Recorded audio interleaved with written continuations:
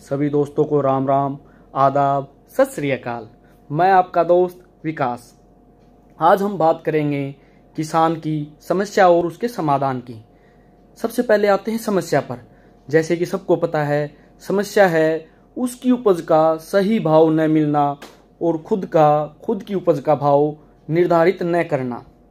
उसकी उपज का भाव कोई और ही निर्धारित करता है। सबसे बड़ी समस्या यही है।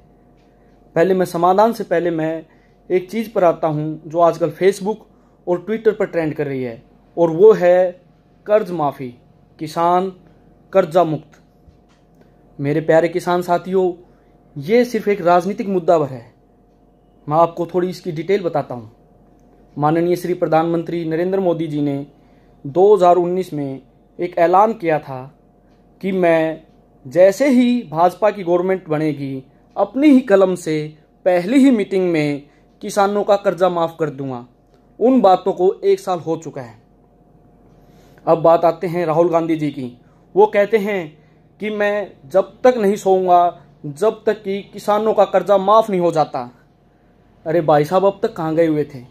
ये किसान नए पैदा नहीं हुए, ये कई सालों से इसी देश में रहते हैं। पिछले 10 साल 2004 से लेके 2014 तक आपकी ही तो गवर्नमेंट थी, जब आपने सबका कर्जा माफ़ क्यों नहीं किया? अब आते हैं हरियाणा में। मैं हरियाणा से हूँ।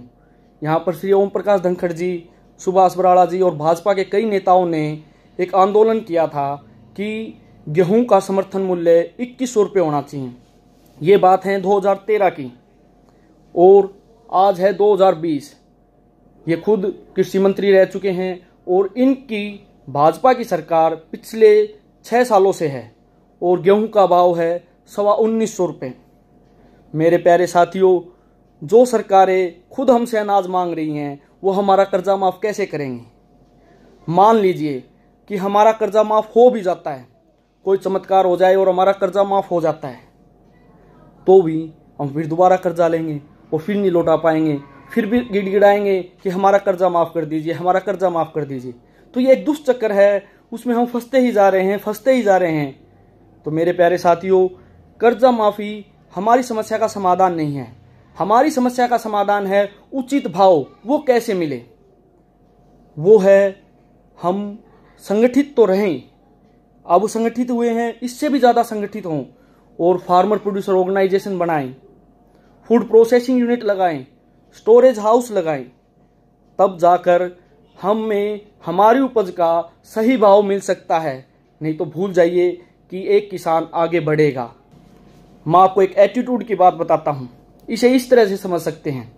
मान लीजिए कोई आपसे टमाटर लेने आए, तो आप कहेंगे भाई साहब 20 रुपये किलो है, तो वो कहेगा नहीं इसमें इतना भाव लगाइए। बोलो भाई लेना तो लीजिए, वरना सॉस के रूप में आपके पास आएगा ये। कोई प्याज लेने आता है तो उसको कहो कि 20 रुपये किलो प्याज मिलेगा, 20 रुपये लेना है तो लीजिए, वरना 100 रुपये लेंगे आप 6 महीने के बाद। जब ये एटीट्यूड आएगा, लेना तो लीजिए वरना बाद में लोगे आप इससे भी महंगा, तो बात बन सकती है। वरना हमारे टमाटर, हमारे प्याज ऐसे ही सड़ते रहेंगे और हमें भाव मिलेगा 2 रुपये किलो प्याज का, टमाटर का तो कोई भाव ही नहीं रहा, और हमारा गेहूं 1925 जो कि सबसे कम भाव है उससे भी नीचे बिक रहा है। हमारी समस्या ये है।